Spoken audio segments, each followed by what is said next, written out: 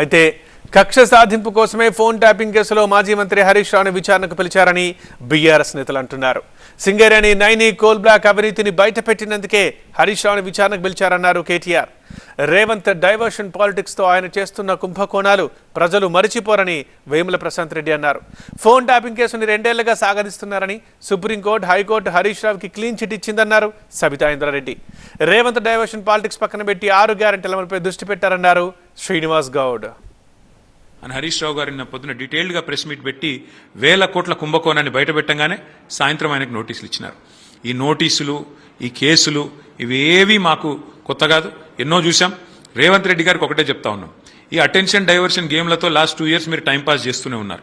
మేము నీ కేసులకు భయపడము, నువ్వు చేసే ఈ ఉడత ఊపులకు భయపడము. సుప్రీంకోర్టు క్లీన్ చిట్ ఇచ్చింది, హరీష్ రావుకు ఫోన్ ట్యాపింగ్కు సంబంధం లేదని. హైకోర్టు క్లీన్ చిట్ ఇచ్చింది.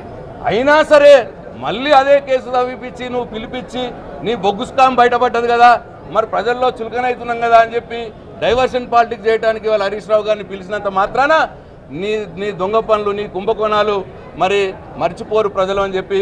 నిజంగానే ఈ కుంభకోణం జరగనట్టుంటే కేంద్రంలో ఉన్న మంత్రులను కూడా డిమాండ్ చేయడం జరిగింది. మీరు ఎంక్వైరీ చేయండి, మీరు కూడా దాన్ని బయట పెట్టండి అని. ఏ ఎన్నికలు వచ్చినా బీఆర్ఎస్ పార్టీ మీద ఉన్న నాయకుల మీద గట్టిగా ప్రశ్నిస్తున్న హరీష్ రావు గారి మీద, కేటీఆర్ గారి మీద, చివరికి మా నాయకుడు కేసీఆర్ మీద కూడా కేసు పెట్టి ఎంక్వైరీకి పిలిచి రాక్షసానందం పొందుతున్నారు ఈ ప్రభుత్వంలో ఉన్న పెద్దలందరూ కూడా. 2 నెలల నుంచి ఏం చేసిరు మరి? ఆ పని అప్పుడే చేయరు కదా. ఇప్పుడు వాళ్ళ మంత్రులు ఇప్పుడు అంటున్నారు, కాంగ్రెస్ మంత్రులు మా ఫోన్ ట్యాప్ అవుతుందని అంటున్నారు, కాంగ్రెస్ ఎమ్మెల్యేలు మా ఫోన్ ట్యాప్ అవుతుందని అంటున్నారు. దానికి సమాధానం చెప్పండి. ప్రజలకు ఇచ్చిన హామీలపైన దృష్టి పెట్టండి. మంత్రులకు కొట్లాట్లు అవుతున్నాయి, ఒక్కొక్కరు పేపర్లు రాయించుకుంటున్నారు, టీవీలలో వస్తుంది. ఇలా గవర్నమెంట్లో భద్రత లేదు మంత్రులకు, కనుక ఇది డైవర్ట్ చేసి ఇట్లా ప్రజలను ఇట్లా చేయడానికి. ఫోన్ ట్యాపింగ్ కేసు మొదలై 2 ఏళ్ళైంది. ఒక హర్రర్ మరి సీరియల్ లాగా 2 ఏళ్లుగా కొనసాగిస్తున్నారు.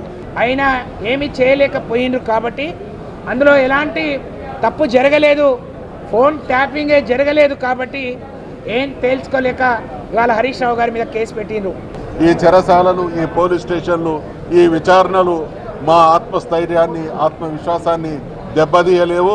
నీకు నీవే మరణ శాసనాన్ని రాసుకుంటున్నావు అనేటువంటి విషయాన్ని గుర్తు చేస్తా ఉన్నాం. హరీష్ రావు గారిని పిలిస్తే తెలంగాణ సమాజమే కదిలొచ్చినట్టు ఉన్నది అనేటువంటి విషయం గమనించాల్సిందిగా కూడా నీకు హెచ్చరిస్తా ఉన్నాం.